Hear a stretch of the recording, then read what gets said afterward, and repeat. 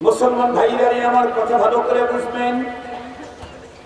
লন্ডনের এক বন্ধু উনি উপস্থিত ছিলেন, তার উপস্থিতিতে আমি যখন লন্ডনের একটা ঘটনা কোনো এক মাহফিলের ভিতরে বললাম, উনি পরবর্তীতে আমার গাড়িতে উঠে বললেন, হুজুর এই ঘটনাটা আমার বাসার সামনেই ঘটেছে।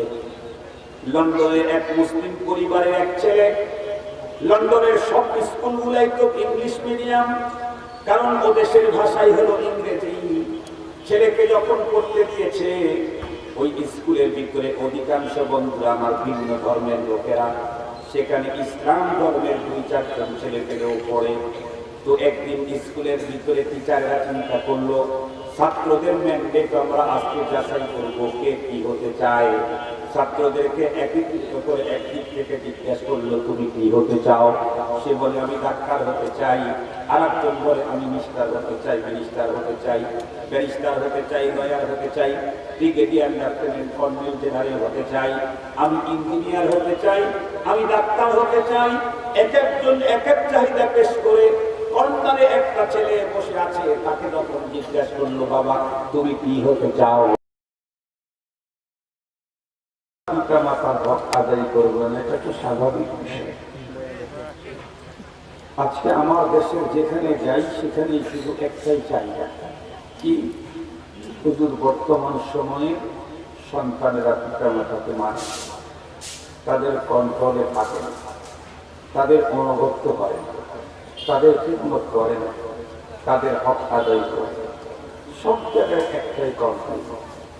মোহতারাম হাজিরিন, আমার সন্তান আমার হক আদায় করবে, আমাকেও তো আমার সন্তানের হক আদায় করতে হবে। তার হকটা কিন্তু আগে, আমার হক হলো পরে। এই কারণে তারটা আমি যদি যথাযথ দেই, আশা করা যায় সে আমার হক যথাযথ আমাকে দেবে। এজন্য আজকে আমি সন্তানের হক নিয়ে আলোচনা করছি। তবে সন্তানের সবগুলি হকের কথা এক মজলিসে আমি বয়ান করে শেষ করতে পারবো না। গুরুত্বপূর্ণ কয়েকটা হকের কথা বলবো। এর ভিতরে 1 নম্বরের হক, সন্তানের হক তার বাবার জিম্মায়।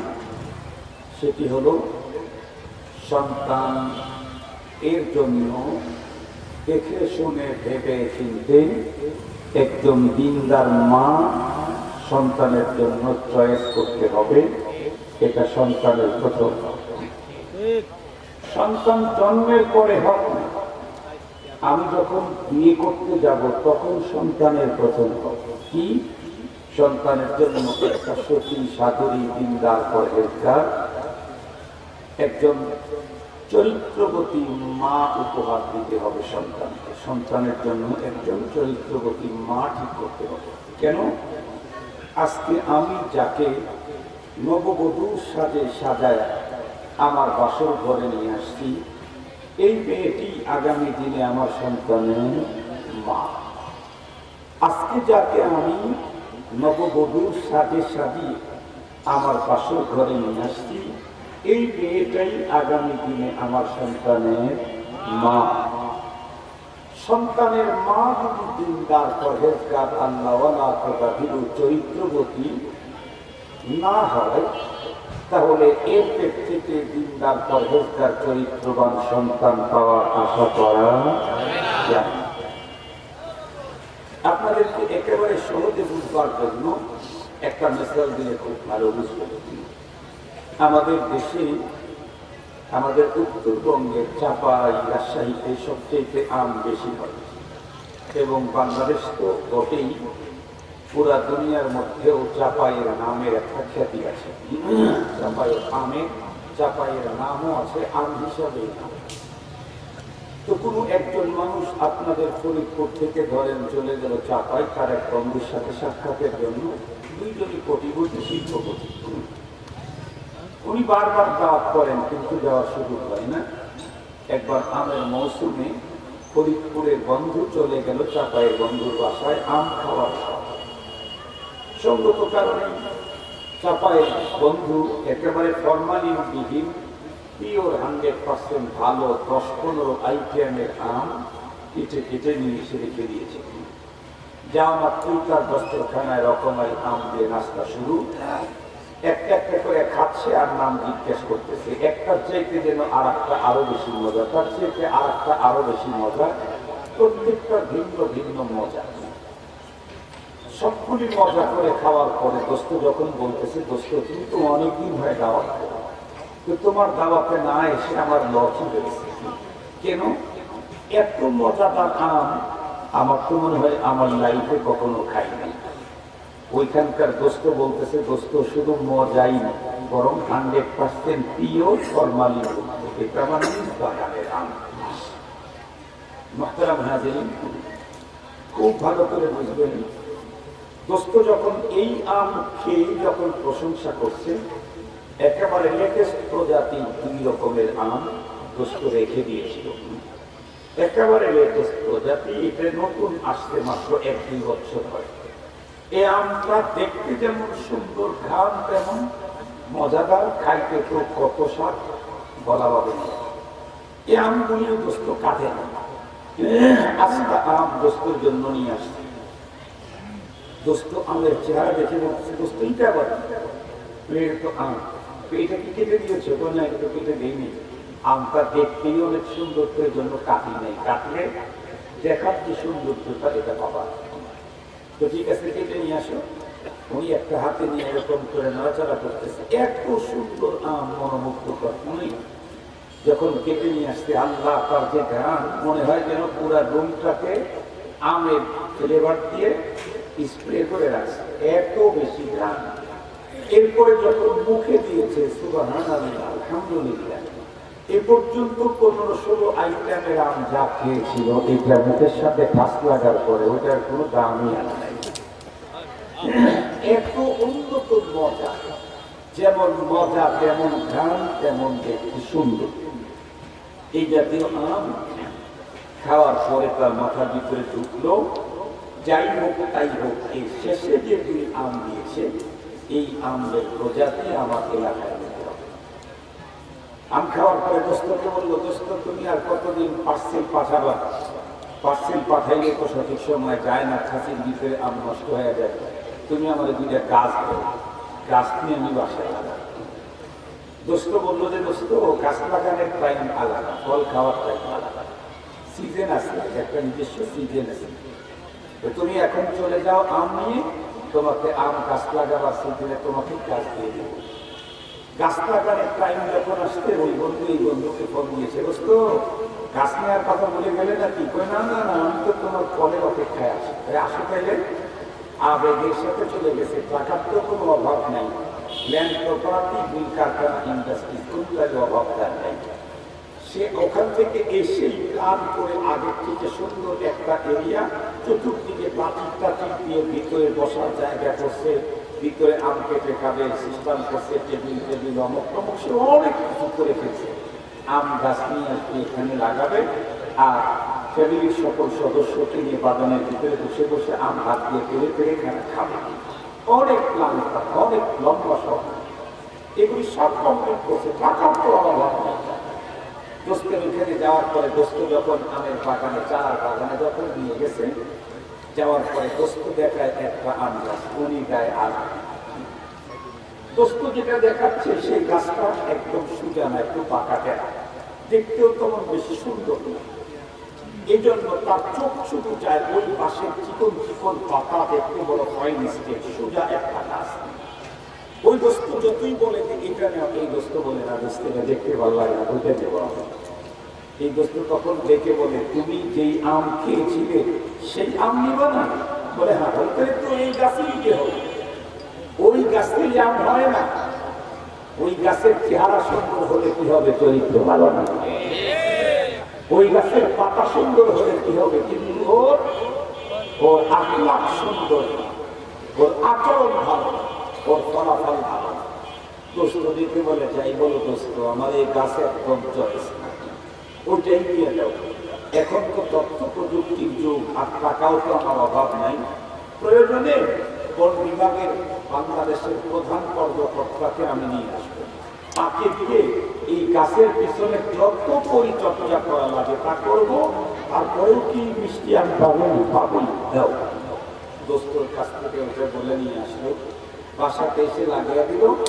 একজন বন বিভাগের কর্মকর্তাকে বেতনই দিয়ে দিল, তোমার বেতন 40,000 টাকা, মাসে মাত্র 4 দিন আসবা, যেদিন আসবা 10,000, যেদিন আসবা 10,000, এই কাজটা পরিচর্যা করবো, দেখবা যাতে কোনো ঝামেলা না হয়।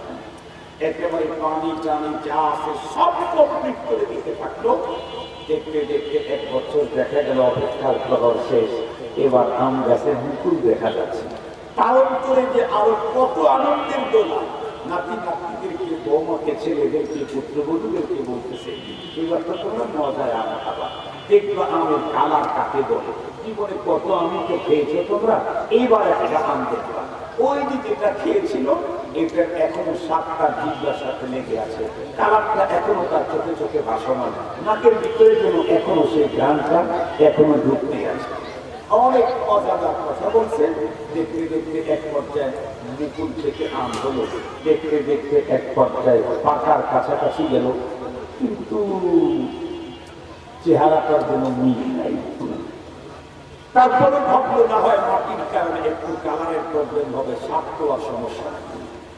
আবেগের সাথে প্রথম দিন লোকজন নিয়ে এসে যখন প্রথম একটা আম গাছ থেকে নামালো, এরপরে কেটে মুখের সাথে দেওয়ার আগেই ইন্না লিল্লাহ পড়তে পড়তে থুতু ফেলতে বাধ্য হলো। তার মানে এমন চুকার চুকার জন্মের চুকা, মানুষ তো খায় না, ঘোড়াকে দিলে ঘোড়ার এই এলাকায় খায়। মোহতারাম হাজরিন, বলুন তো দেখি এই অবস্থা কেন? কারণ যিনি গাছ বিশেষজ্ঞ তার কথা মানে না। উনি বলেছিলেন উন্নত ফল পেতে চাইলে গাছটা সেই মানের করতে হবে, যেই গাছ থেকে টক ফল হয় ওই জাতীয় গাছ যদি তুমি লাগাও, কিয়ামত পর্যন্ত পরিচর্যা করে কখনো মিষ্টি ফল আশা করা যায় না। ঠিক তদ্রূপ আমি যদি চাই যে আমার সন্তান এই যুগের আব্দুল কাদের জিলানী হোক, আমি যদি চাই আমার সন্তান এই যুগের মুজাহিদে আজম শামসুল হক ফরিদপুরি হোক, আমি যদি চাই আমার সন্তান এই যুগের হাকিমুল উম্মত হোক, আমি যদি চাই আমার সন্তান মেয়ে এই যুগের রাবেয়া বসরি হোক, তাহলে অবশ্যই সর্বপ্রথম জিম্মাদারি হলো সন্তানের জন্য একটা দেখে শুনে দিনদার মা চয়েস করতে হবে। মা চয়েস করতে যদি ভুল হয় তাহলে পরবর্তী সময় সেখান থেকে ভালো ফলাফল পাওয়ার আশা করা যায়। খুব ভালো বুঝতে, আমরা যদি এমন কোন মেয়েকে বিয়ে করে নিয়ে আসি যে মেয়েটি তার বাবার কন্ট্রোলে থাকে না, মার উপরে চোখ রান্নায়, বাসাতে খাবার খেলে তার ইঁদুর করে না, সে সপ্তাহ পর সপ্তাহ বয়ফ্রেন্ডকে নিয়ে কলেজ ইউনিভার্সিটি ফ্রেন্ডকে নিয়ে সে বিভিন্ন দর্শনীয় জায়গাগুলোতে ঘুরে বেড়ায়, পর্যটন মোটেলে যায়। মোহতারাম হাজির, কথায় কথায় বাবার সাথে মার সাথে চোখ রান্নায়, ভিন্ন পুরুষের সাথে রাত দিন কাটায়। এই জাতীয় একজন নারীকে যদি আমি আমার বাসায় স্ত্রী হিসেবে নিয়ে আসি, তাহলে ওর পেট থেকে যে জন্ম নিবে ও তো আর মায়ের উপরে চোখ রাঙিয়েছে। মেয়ে হওয়ার পরে মায়ের উপরে যদি চোখ রাঙায়, বাবার কন্ট্রোলের বাইরে যায়, তাহলে ওর পেট থেকে জন্ম নেওয়া ছেলে সন্তান কখনোই বাবার কন্ট্রোলে থাকবে না। এটা স্বাভাবিক। ও মেয়ে হয়েই বাবার কন্ট্রোলে থাকে না, ওর পেটের ছেলে কেমনে বাবার কন্ট্রোলে। এই জন্য মনে রাখবেন, সন্তানের প্রথম হক আমরা হয়তো জীবনে জানি না, এই জন্য অনেকেই আদায় করতে পারে না। সন্তানের প্রথম হক হলো সন্তানের জন্য দিন রাত একটা মা সিলেকশন করতে হবে। এটা সন্তানের প্রথম পাওয়া, কারণ মা সিলেকশনে যদি ভুল হয় তাহলে তার পেট থেকে কখনো দিন রাত চরিত্রবান চরিত্রবতী আশা করা যায়। এ কারণে আমাদের পয়গম্বর সাল্লাল্লাহু আলাইহি ওয়াসাল্লাম বলেছেন, তুনকাহুল মারআতু লিআরবা'ইন, আরবের মানুষগুলি 4টা জিনিস দেখে মেয়েদেরকে বিয়ে করে। আরব পুরুষ যারা, তারা 4 বস্তু দেখে মেয়েদেরকে বিয়ে করে। নবীজি বলেন, লিমালিহা, তার সম্পদ দেখে, জামালিহা, সৌন্দর্য দেখে, হাসাবিহা, বংশ দেখে, এরপরে ওয়ালিদিনিহা, এরপরে তার দিন দেখে, 3-4টা দেখে। এর ভিতরে একটা হলো সম্পদ, আর একটা হলো সৌন্দর্য, আর একটা হলো বংশ, আর একটা দেখা হলো দিন।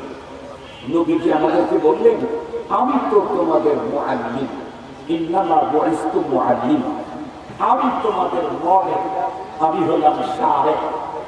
আমি তোমাদেরকে বলছি ফাজফার বিযাতিদ দ্বীন, তোমরা যখন বিয়ে করতে যাবে মূল যে জিনিসটা কমন এটা দেখতেই হবে, সেটার নাম হলো দিন।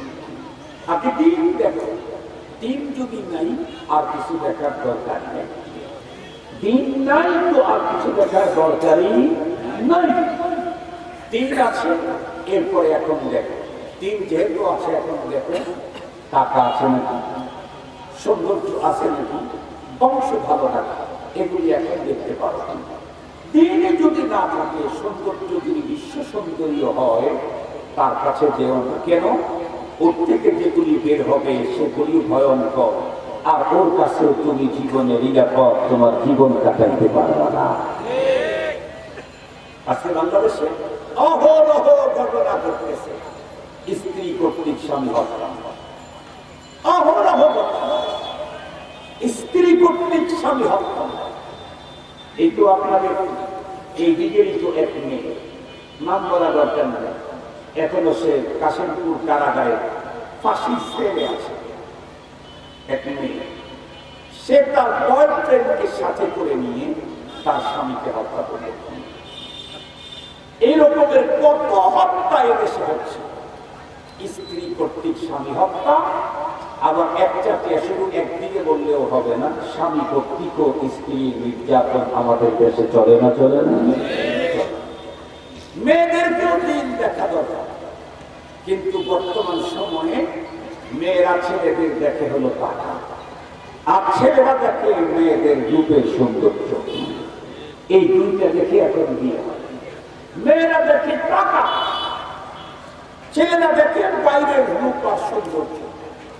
খুব ভালো করে বুঝলেন, মেয়েরা টাকা দেখে দিয়েছে, টাকা তো তার অনেক, এই কারণে অনেকেই তার চরিত্রকে ধরে রাখতে পারে না। স্ত্রীর পাশাপাশি তার গার্লফ্রেন্ডের কোনো অভাব নাই। এবং দিন যেভাবে করতেছে, ভালো করে মনে রাখবেন, ওই পশ্চিমা নগ্নতা, নির্লজ্জতা, বেহায়াপনা আমার দেশে প্রতিষ্ঠিত করার জন্য ষড়যন্ত্র কমপ্লিট হতেই চলেছে। অপেক্ষা করেন আর কয়েক বছর, দেখতে পাবেন এই দেশে কোনো বয়স্ক ম্যাচুরিট কোনো ছেলে আর মেয়ে অবাধে চলবে। কেউ তাদের পথে বাধা দিলে আইনত সেই দোষী সাব্যস্ত হয়ে তাকেই কারাগারে দেবে। সেদিন বেশি দূরে, সেদিন বেশি দূরে না। আর এর দ্বারায় কি হবে? এর দ্বারায় ফ্যামিলি সিস্টেম ক্ষতিগ্রস্ত হবে। সবচেয়ে বড় দুঃখের বিষয় হলো, আমাদের বাংলাদেশের যেই ভদ্র মানুষগুলি বিদেশ থেকে নানা সময় নানা রকমের সভ্যতা আমদানি করে, দুঃখ হলো পৃথিবীর অন্য রাষ্ট্রের যেই সভ্যতাগুলি রেজেক্টেড প্রমাণিত হয়, সেই সভ্যতাগুলি আমাদের দেশে তারা আমদানি করে। যেমন যেমন সেক্স ম্যাচুরিট ছেলে মেয়ে তারা নিজেরা নিজেদের চয়েস মতো চলবে, এই জাতীয় প্ল্যান প্রোগ্রাম এখন কমপ্লিট করা হচ্ছে। অথচ এই পদ্ধতি আমেরিকা, লন্ডন সহ ইউরোপে এই পদ্ধতি চলার কারণে মানুষ যখন মানবতা শূন্য হয়ে যাচ্ছে, মানুষের যখন দুঃখ বেদনা শেষ থাকতেছে না, এ কারণেই এখন ইউরোপ আমেরিকাতে গিয়ে দেখেন, আমেরিকাতে গিয়ে দেখেন, ইউরোপে গিয়ে দেখেন, দৈনিক প্রায় অন্য ধর্মের 500 মানুষ এবারে যে ইসলাম ধর্মে দীক্ষিত হচ্ছে। ইসলামের যত সৌন্দর্য আছে, এর ভিতরে সবচেয়ে বেশি ইসলামে দীক্ষিত হওয়ার বড় সৌন্দর্যটা হলো ইসলামের ফ্যামিলি পদ্ধতি। ওই দেশে তো বয়ফ্রেন্ড গার্লফ্রেন্ডকে নিয়ে জীবন কাটাবার পদ্ধতি। এখন বিয়ে যেহেতু হয় নাই, একজন আর দুইজনকে চয়েস করে দিন কাটায়, রাত কাটায়, বাচ্চা নেয়। আমাদের দেশেও তো কিছু নায়ক নায়িকাদের কথা শোনা যায়, তারা নাকি বিবাহের আগে বাচ্চা নেওয়ার আশা পোষণ করে। নাউজুবিল্লাহ বলবেন না কি? এটা অত্যন্ত ভয়ঙ্কর পচা কথা, এটা ভয়ঙ্কর পচা কথা। বিয়ের আগে আমার বাচ্চা হবে কেন? সেদিকে যেতে চাই না। এই জাতীয় রুচিও আমাদের দেশে মানুষের ভিতরে দিন দিন এখন ঢুকে পড়তেছে। তো আমেরিকাতে যেহেতু বয়ফ্রেন্ড গার্লফ্রেন্ডকে নিয়ে লাইফ কাটাবার সিস্টেম আছে, তো দুইজনই যখন যুবক যুবতী থাকে, দুইজনের চেহারাও সুন্দর থাকে, ইনকামও ভালো থাকে, দুইজন দুইজনকে চয়েস করে মজায় ইনকাম করে, মজা করে চলে।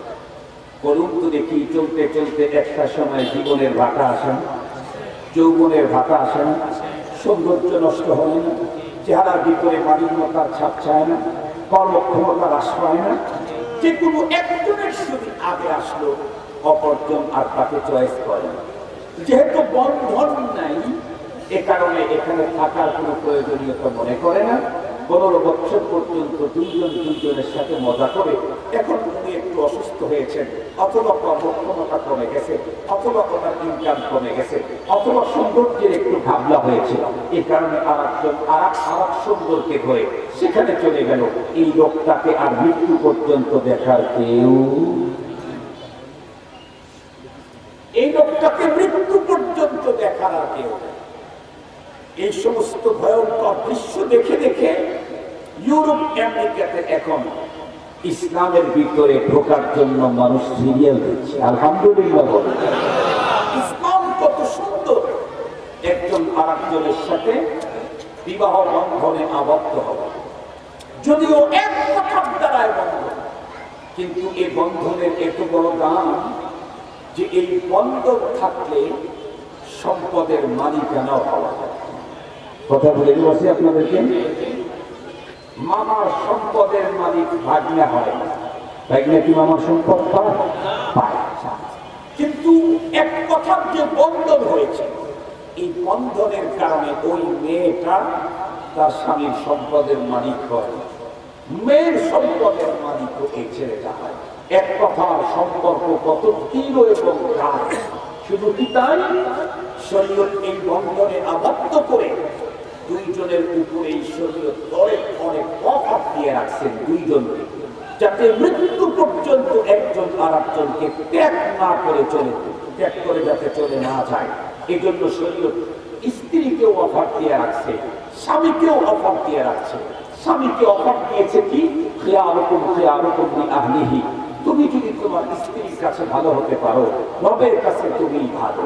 এটা একটা অফার দিয়ে রাখলো, রবের কাছে তুমি ভালো হলে তোমার ঠিকানা জান্নাত। স্ত্রীকে অফার দিল কি, লাউ কুনতু আমারতু আহাদান আন ইয়াসজুদা লাআমারতুল মারআতা আন তাসজুদা লিজাওজিহা।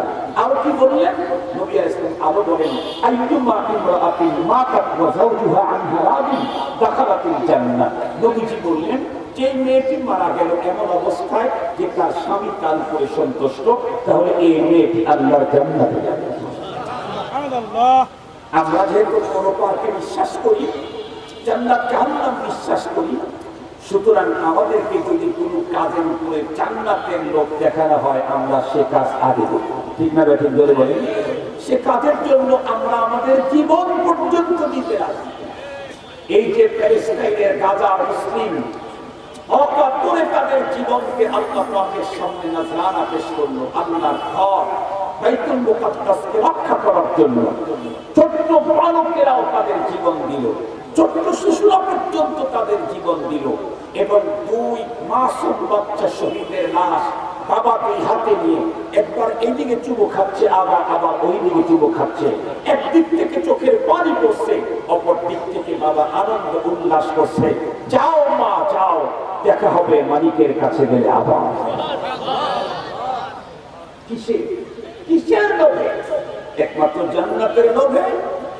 জান্নাতের লোভে যে মুসলমান তার জীবন বিসর্জন দেয়, সেই জান্নাতটা যদি স্বামী স্ত্রীর খেদমতে, স্ত্রীর স্বামীর ভালোবাসার মধ্যে যদি পাওয়া যায়, এখানেও একে অপরের জন্য সারা জীবন লেগেই থাকবে, এটাই স্বাভাবিক। মুসলমান ভাইরা আমার কথা ভালো করে বুঝবেন, এই জন্য মনে রাখবেন, আমার সন্তান আমার বার্ধক্য অবস্থায় আমার খেদমত করবে, সেবা করবে, আমাকে সম্মান করবে, আমাকে ভালোবাসা দিবে, এবং এই সন্তানের দ্বারা পরপারে আমি যদি উপকৃত হতে চাই, তাহলে আমি সন্তান আমার হক আদায় করবে, তার আগে আমাকে সন্তানের হক আদায় করা লাগবে। সন্তানের যেই হকগুলি আল্লাহ পাক আমার জিম্মায় দিয়েছেন, তার ভিতরে একটা গুরুত্বপূর্ণ হক হলো সন্তানের জন্য দিনদার মা সিলেকশন করা। ভালো করে বুঝবেন, বর্তমান সময়ের মেয়েরা ছেলে সিলেকশন করে হলো টাকা দেখে। আর টাকা যখন কোনো মানুষের বেশি হয়, পদ পদবি যখন বাড়তে থাকে, টাকা যখন বাড়তে থাকে, অধিকাংশ মানুষ তখন তার চরিত্রকে ঠিক রাখতে পারে না। ঠিক বললাম না? ঠিক বললাম। মানুষের পাওয়ার আর চেয়ার যত উন্নত হয়, তখন অধিকাংশের চরিত্র ধরে রাখতে পারে না। মানুষের টাকা যখন বাড়তে থাকে, তখন তার চরিত্র ধরে রাখতে পারে না। সে তখন বন্ধুরা আমার চরিত্রহীনতার কাজে লিপ্ত হয়। এইটা যখন কোন স্ত্রী সহ্য করতে পারে না, বাবা যখন দেয়, ওর যেহেতু টাকার কোনো অভাব নাই, তখন চিন্তা করে পথের এই টাকাটাকে সরাইতে পারলি আমি আমার জীবনের মজা নিতে পারবো। এজন্য দেখা যায় অবকে স্ত্রীর লাশ ফ্রিজের ভিতরে, অবক জায়গার ভিতরে মহিলার লাশ ফ্রিজের ভিতরে, অবক জায়গায় মহিলার লাশ ড্রেনের ভিতরে, অবক জায়গায় মহিলার লাশ অবক জায়গায়। কেন? কারণ মেয়েটি দিন দেখে পুরুষ চয়েস করে নাই, টাকা দেখে পুরুষ চয়েস করে। আজকে ওই টাকার কারণে তার দুনিয়াতে বেশি দিন টিকাও হবে না। পুরুষেরাও কি দেখে? সৌন্দর্য দেখে, বাইরের সৌন্দর্য, আপনার চরিত্র দিনদারি এগুলি দেখেন। কেন?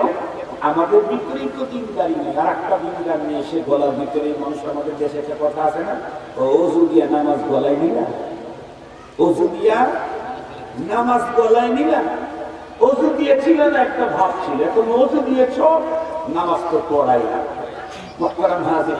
খুব ভালো করে মনে রেখেন, ভালো করে মনে রেখেন, মেয়েদের বাইরের সৌন্দর্যটাই দেখেন। আমরা দিনদার মেয়েদেরকে চাই না কেন? শুনলে অবাক হবে। আল্লাহ, একটা সময় এই বাংলাদেশেই যখন ওয়াজ করতাম, লোকেরা বলতো হুজুর বড় কষ্টে আছি। কেন? ছেলেরা স্কুল লাইফে গিয়ে বিড়ি খায়, সিগারেট খায়। এখন কি শুনি? স্কুল লাইফে গিয়ে বিড়ি আর সিগারেট খায় না, এখন বাবাই খায়। এখন বাবাই খায়। বাবা ছিলেন নাকি আপনারা?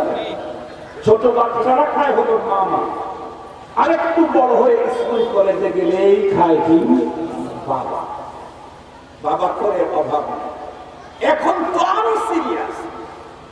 এতদিন পর্যন্ত তো ছেলের বাবারা বলতো দুঃখ রাখার জায়গা নাই, ছেলেরা স্কুল কলেজে গিয়ে বিড়ি খায়।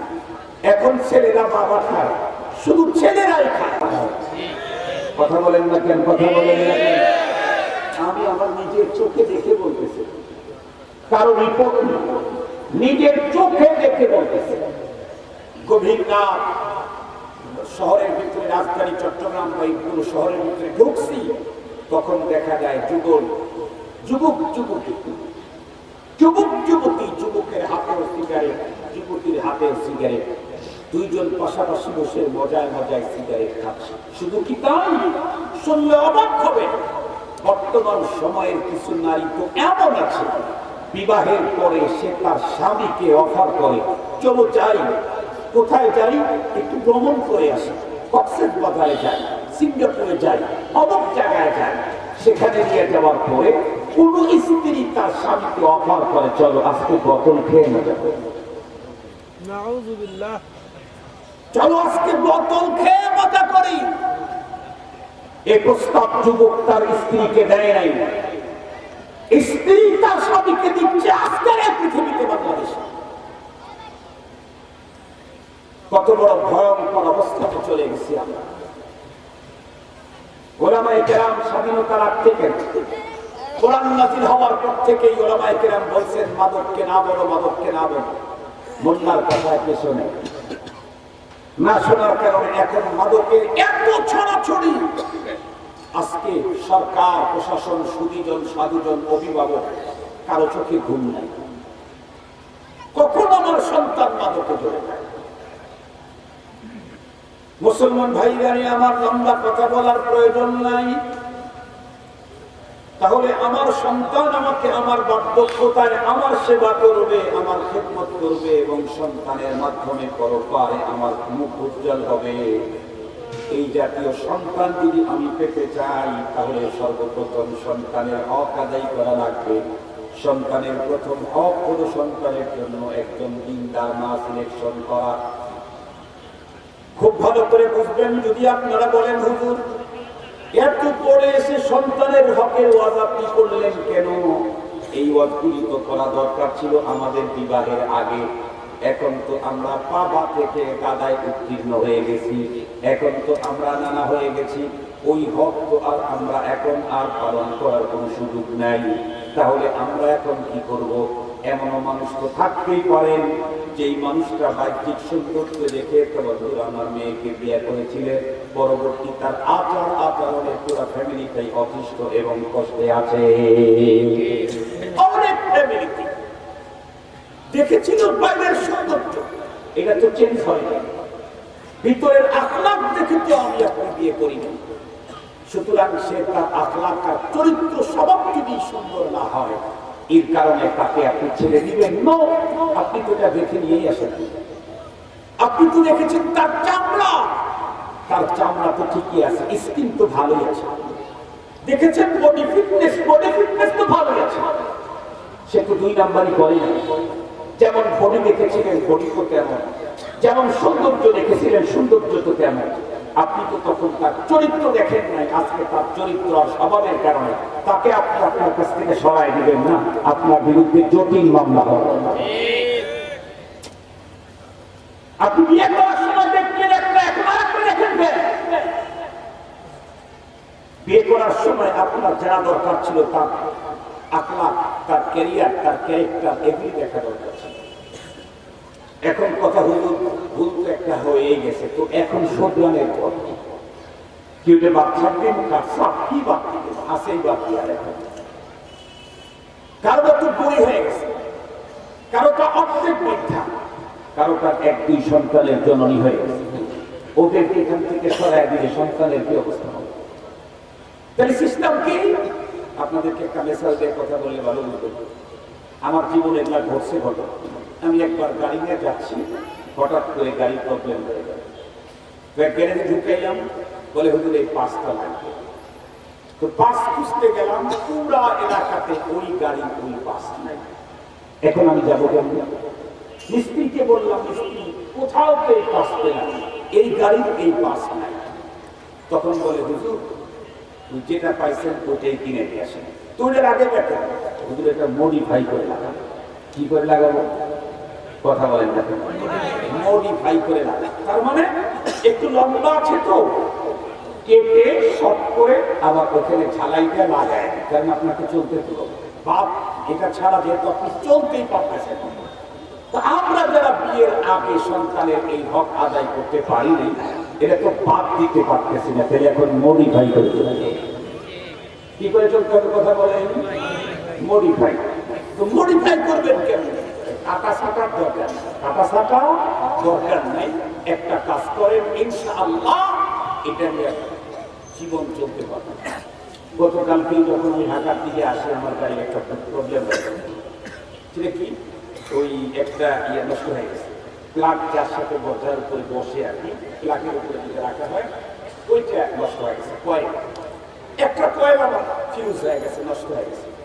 যেটা নিয়ে এসে লাগায় একটা সেটিং হয়, শেষ পর্যন্ত একটা লাগায় দেয়, বলতেছে হুজুর এটা একটু অসুন্দর হইল দেখতে, কিন্তু কাজ চলবে। কিন্তু কি চলবে? কাজ চলবে। যারা বিয়ের সময় সন্তানের এক হক আদায় করতে পারে নাই, তারা যদি মডিফাই করি তাহলে মৃত্যু পর্যন্ত কাজটা চলে। আলহামদুলিল্লাহ বলে ভাত দেওয়া দরকার। সে কাজটা কি? দুইটা কাজ করবেন। নাম্বার ওয়ান, বাসাতে নিয়মিত কিতাবের তালিম শুরু করে। বাসাতে নিয়মিত কিতাবের তালিম শুরু করে, কারণ বাইরের পরিবেশ বড় গান্দা, বড় সিরিয়াস। আপনারা তো দেখেছেন এদেশের গভর্নমেন্ট 2 বছর আগেও একটা টিকার জন্য মরিয়া হয়ে লেগেছিল, তামাম দুনিয়া পাগল ছিল ওই টিকা পাওয়ার জন্য। তার নাম কোভিড-19 এর টিকা, করোনা ভাইরাসের টিকা। করোনা ভাইরাসের টিকার জন্য আমার দেশ সহ তামাম দুনিয়া পাগল ছিল। কেন? কারণ তখন করোনা ভাইরাস সরাসরি হয়েছিল। এখন কি করোনা ভাইরাসের টিকা কেউ টাকা ছাড়াও নিবে? কথা বলেন না কেন? টাকা ছাড়াও নিবে কেন? ভাইরাস নাই, টিকা দিয়ে আমি কি করবো? যখন ভাইরাস চলেছিল তখন টিকা দেওয়া লাগছে 2টা, পরবর্তীতে আবার 3 নম্বরে বুস্টার ডোজ। আমি অবশ্য বুস্টার দেয় নেই, ডাক্তার মাস্টার সব নিয়েছি, এই বুস্টারই বাদ আছে, হয়তো বুস্টার আর নেওয়া লাগবে। এই ভাইরাস যেমন চলে যাওয়ার কারণে প্রত্যেকটা নাগরিকের জন্য লক্ষ লক্ষ টাকা ব্যয় করে এই কি বলে ভ্যাকসিনের যেমন ব্যবস্থা করা হয়েছিল, ভ্যাকসিন ছাড়া যেমন ওই মুহূর্তে দেশের মানুষকে সুস্থ রাখা কঠিন ছিল, আমাদের বর্তমান সমাজে বদ্দিনী, লাদিনী, উলঙ্গপনা, বেহায়াপনা, নগ্নতার যে সিরিয়াস ভাইরাস চলে গেছে, এই মুহূর্তে আমি আমার সন্তান, আমার ফ্যামিলির লোকদের ঈমান, আকীদা, আখলাককে ধরে রাখতে চাইলে কিতাবী তালিমের টিকা ছাড়া আর গতি না। কিতাবী তালিমের টিকার চাইতে বেশি কার্যকর, কিতাবী তালিম টিকার চাইতে বেশি কার্যকর। মুসলমান ভাইরা আমার কথা ভালো করে বুঝবেন। লন্ডনের এক বন্ধু, উনি উপস্থিত ছিলেন, তার উপস্থিতিতে আমি যখন লন্ডনের একটা ঘটনা কোনো এক মাহফিলের ভিতরে বললাম, উনি পরবর্তীতে আমার গাড়িতে উঠে বললেন, এই ঘটনাটা আমার বাসার সামনেই ঘটেছে। লন্ডনের এক মুসলিম পরিবারের এক ছেলে, লন্ডনের সব স্কুলগুলাই তো ইংলিশ মিডিয়াম, কারণ ও দেশের ভাষাই হলো ইংরেজি। ছেলেকে যখন পড়তে দিয়েছে, ওই স্কুলের ভিতরে অধিকাংশ বন্ধুরা আমার ভিন্ন ধর্মের লোকেরা, সেখানে ইসলাম ধর্মের 2-4 জন ছেলে পেলেও পড়ে। তো একদিন স্কুলের ভিতরে টিচাররা চিন্তা করলো, ছাত্রদের ম্যান্ডেট আমরা আজকে যাচাই করবো কে কি হতে চায়। ছাত্রদেরকে একত্রিত করে একদিক থেকে জিজ্ঞাসা করলো, তুমি কি হতে চাও? সে বলে আমি ডাক্তার হতে চাই। আর একজন বলে আমি মিনিস্টার হতে চাই, মিনিস্টার হতে চাই, ব্যারিস্টার হতে চাই, লয়ার হতে চাই, ব্রিগেডিয়ার লেফটেন্যান্ট কর্নেল জেনারেল হতে চাই, আমি ইঞ্জিনিয়ার হতে চাই, আমি ডাক্তার হতে চাই। এক একজন এক এক চাহিদা পেশ করে কর্নারে একটা ছেলে বসে আছে, তাকে যখন জিজ্ঞাসা করলো, বাবা তুমি কি হতে চাও? ছেলেটি তখন উত্তর করলো, আমি সাহাবী হতে চাই। ছেলে যখন বলে আমি সাহাবী হতে চাই, স্কুলের টিচারেরা অবাক, আরে হক সাহাবী, সাহাবী আবার কি?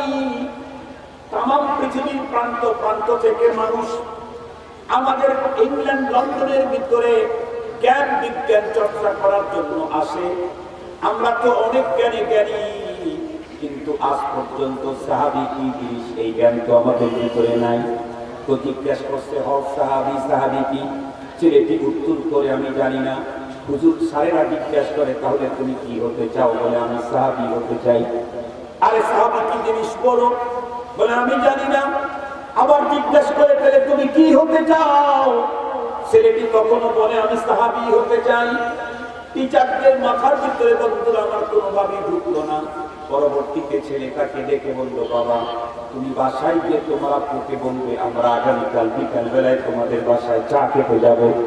মুসলমানের সন্তান বাসায় এসে আব্বুকে ডেকে বললো, আব্বু আমার স্কুলের টিচারেরা আগামীকাল বিকাল বেলায় আমাদের বাসায় চা খেতে আসবেন। মুসলিম চিন্তা করলেন, ইসলামের ভিতরে তো মেহমানদারির অপশন আছে না? না,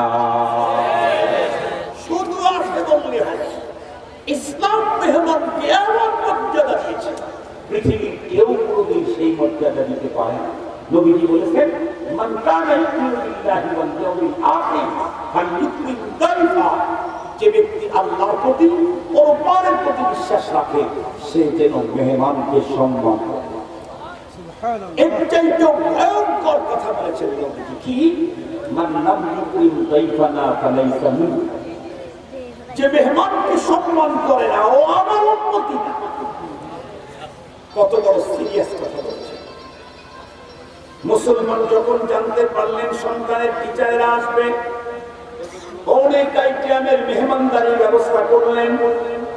পরের দিন যথা টাইমে স্কুল থেকে টিচারেরা বাসার ভিতরে উপস্থিত হলো। তাদের সামনে রকমারি বন্ধুরা আমার খাবারের দস্তরখানায় খাবার হাজির করলে টিচারেরা এতগুলি খাবারের আইটেম দেখে অবাক হয়ে বলে, ভাই আপনি এতগুলি কি করেছেন, কেন করেছেন? আমরা তো মূলত একটু চা খেয়ে মূলত একটা তথ্য জানার জন্য এসেছি। কি বলেন? টিচারেরা বলে, গতকালকে আমাদের স্কুলের সমস্ত ছাত্রদেরকে বসিয়ে কে কি হতে চায়, তাদের কে কি হতে চায়, তাদের ম্যান্ডেট গুলি যাচাই করতেছিলাম, প্রশ্নটা জানতেছিলাম।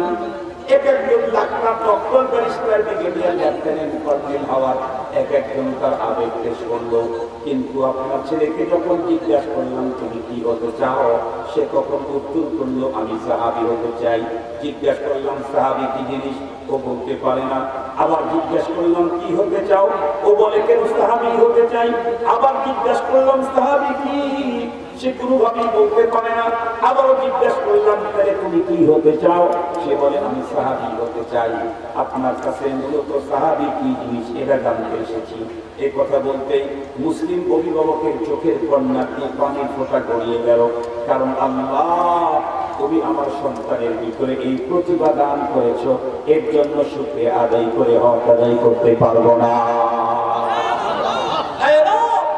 এই ছোট্ট শিশুর ভিতরে সাহাবী হওয়া যে টেন্ডেন্সি তুমি ঢুকায় দিয়েছো, যে আগ্রহতার ভিতরে তৈরি করেছো, এই জন্য তোমার আযাব। ছেলের অভিভাবকের চোখের ভিতরে পানি দেখে ওস্তাদের আরো অবাক। টিচারেরা চিন্তা করলো কি রে, সন্তানকে জিজ্ঞাসা করলাম কি হতে চাও, সে বলে সাহাবী। এরপরে যখন আবার সন্তানের বাবার কাছে সাহাবী সম্পর্কে জানতে আসলি, তখন সন্তানের বাবাও কেঁদে দিল, তার কারণ তো কিছুই বুঝি না। ওনারা জিজ্ঞেস করলেন কিছুই বুঝি না। উনি তখন বললেন শোনেন, সাহাবী হলো এমন একটা জামাত এই পৃথিবীতে এসেছিল, নবী এবং রাসূলগণের পরে পৃথিবীর সবচেয়ে দামি মানুষ। যেই মানুষগুলো আল্লাহ পাকের জান্নাতি হওয়ার সুসংবাদ খোদ আল্লাহ পাক তার কোরআনে দিয়েছেন। আল্লাহ পাক নিজেই বলেন আস-সাবিকুনাল আউওয়ালুনা মিনাল মুহাজিরিন ওয়াল আনসার والذين اتبعوهم بإحسان رضي الله عنهم ورضوا عنه وأعد لهم جنات تجري تحتها الأنهار। সাহাবায়ে কেরাম জান্নাতে সুসংবাদ দিয়েছেন স্বয়ং আল্লাহ। ওনারা তখন বললেন আরে সে তো অনেক পূর্বের মানুষ, 1500 বছর আগে। মুসলিম অভিভাবক তখন উত্তর করলেন হ্যাঁ হ্যাঁ, সাহাবীগণ 1500 বছর আগের মানুষ। ওরা তখন অবাক হয়ে জিজ্ঞাসা করে, বর্তমান পৃথিবীতে প্রতিটি মানুষ, প্রতিটি অভিভাবক, প্রতিটি মানুষ সামনে 200-400-500 বছর আগে স্বপ্ন দেখে, আর আপনার সন্তানেরা এত পিছনে চলে গেল কেন, 1500 বছর থেকে চলে গেল কেন? খুব ভালো করে বুঝবেন। মুসলিম অভিভাবক তখন উত্তর দিল, আমার সন্তান 1500 বছর বেগে যায় নাই, আমার সন্তান এই পৃথিবীর শ্রেষ্ঠ মানুষ হওয়ার আকাঙ্ক্ষা পেশ করেছে। কারণ এই পৃথিবীতে নবী আর রাসূলগণের পরে সাহাবীদের চাইতে উন্নত মানুষ আল্লাহ পাক দুনিয়াতে আর একটাও তৈরি করেন নাই, আর আমার সন্তান সেই সাহাবী হতে চেয়েছে। এখন তাদের জিজ্ঞাসা, হুজুর ভাই আপনার সন্তান এত পিছনের লোকের মতো হতে চাইল কেন? তারা তো তাদেরকে দেখে নাই, আপনিও দেখেন নাই। উনি তখন উত্তর করলেন অন্য কোনো কারণে না, আমাদের বাসার ভিতরে আমরা মুসলিম, প্রতিদিন কিতাবি তালিম হয়, মাঝে মাঝে যে কিতাবগুলি তালিম করা হয় তার ভিতরে একটা হলো হিকায়াতে সাহাবা। সাহাবাদের লাইফ হিস্টোরি নিয়ে আলোচনা করা হয়। সাহাবীদের অনুপম জীবনের চিত্রগুলি শুনতে শুনতে আমাদের সন্তানদের অন্তরের ভিতরে সাহাবীর মতো চরিত্রওয়ালা মানুষ হওয়ার আবেগ তৈরি হয়ে গেছে।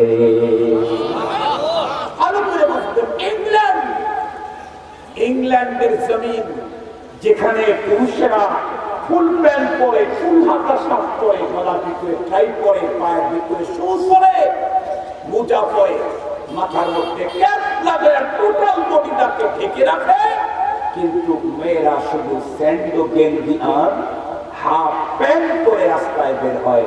যে দেশের নারীরা পুরুষ টোটাল ঢাকা থাকা, নারীর কপাল খোলা থাকে, সেই দেশে বাস করে একজন মুসলমানের সন্তান সাহাবী হতে চায়, আর আমার দেশের সন্তানেরা নাস্তিক হওয়ার জন্য প্রতিযোগিতায় মেতে ওঠে। এরপরে নতুন আর একটা ভয়ঙ্কর জিনিস আসতেছে। মুহতারাম হাজির, ভয়ঙ্কর জিনিস, পুরুষ নারীকে রূপান্তরিত, নারী পুরুষে রূপান্তরিত হওয়া এক ভয়ঙ্কর ফিতনা আমাদের দেশে আসতেছে। এটা কি ট্রান্সজেন্ডার মনে হয়? ট্রান্সজেন্ডার, পুরুষ নারী হবে, নারী পুরুষ হবে। মূলত এটা উপরের কথা, ভিতরের তাদের ষড়যন্ত্র হলো পুরুষে পুরুষে যৌনতা, যৌনতা নারী নারীর যৌনতার পদ্ধতি দেশে চালু করা। এটা বাংলাদেশে এই অবস্থা হচ্ছে কেন? কারণ আমার দেশের ঘরগুলি এখন কিতাবি তালিম না। ওই ইংল্যান্ডের জমিনে বাস করে কিতাবি তালিমের কারণে এই যুগের মডার্ন যুগের বিশ্ব সেরা দেশের মুসলিম সন্তান সাহাবী হতে চায়। আর 12 আউলিয়ার দেশ, শাহজালালের দেশ, শাহপরানের দেশ, মাদ্রাসা মসজিদের দেশ, উলামায়ে কিরামের দেশ, এই দেশের মুসলমানের সন্তান এখন নাস্তিক হতে চায়। এজন্য আসুন ঘরের ভিতরে যদি কিতাবি তালিম শুরু করি, ইনশাআল্লাহ। ওই বলেছি তখন তো জানি নাই, সন্তানের প্রথম হক আদায় করতে পারি নাই, দেখবেন তালিমের দ্বারা ঘরের ভিতরে ওই লোকটা মডিফাই হয়ে যায়। তালিমের দ্বারা ঘরের ভিতরে লোকটা মডিফাই হবে। এজন্য কন্টিনিউ ঘরের ভিতরে তালিম শুরু করে। আর একটা কাজ করবেন কি, মাঝে মাঝে কোন হক্কানি রব্বানি আলেমদের বয়ানের ভিতরে তাদেরকে বসবার ব্যবস্থা করে দেবেন। সেটা আপনার বাসায় নিয়ে হতে পারে, অথবা কোনো হক্কানি পীরদের খানকাতে হতে পারে, অথবা অন্য কোনো জায়গাতে, যে কোনো জায়গাতে পর্দার সাথে হক্কানি আলেমদের, যাদের প্রত্যেকটা কথা হবে কোরআন এবং হাদিসের দ্বারা প্রমাণিত, এই জাতীয় মানুষের কাছে নিয়ে আপনি যখন তাদেরকে নিয়ে যখন দ্বীন শিখাবেন, দেখবেন ইনশাআল্লাহ চেঞ্জিং আসবে, পরিবর্তন আসবে। সবচেয়ে বড় ফায়দা হবে দুইটা। নাম্বার 1, দুনিয়ার জীবনে সুখ আর শান্তি আপনি দেখতে পাবেন। নাম্বার 2, মরণের পরে আল্লাহ পাকের আদালতে স্ত্রীর কারণে আপনাকে আসামির কাঠগড়ায় রাখতে হবে না। স্ত্রী কর্তৃক মামলা হামলা থেকে পরকালে বেঁচে যাবেন। যারা দুনিয়াতে তাদের স্ত্রীদেরকে দ্বীন শিখাবে না, দ্বীনের উপরে চালাবে না, স্ত্রীর মামলায় পরপারে এই লোকটা আটকে যাবে। আল্লাহ স্ত্রী কর্তৃক মামলা হবে, সন্তান কর্তৃক মামলা হবে, আপিল হবে আল্লাহ আদালতে। সেদিন বাবা মাকে স্বামীকে আটকে যেতে হবে, আল্লাহ আদালতে প্যাচ পেতে হবে। এই জন্য আমরা অবশ্যই ইনশাআল্লাহ এই কাজটা করতে পারি না। আর একটা কথা বলে শেষ করে দিচ্ছি, আমার ঘড়িতে 2 মিনিট আছে, আমিও 2 মিনিট আছি।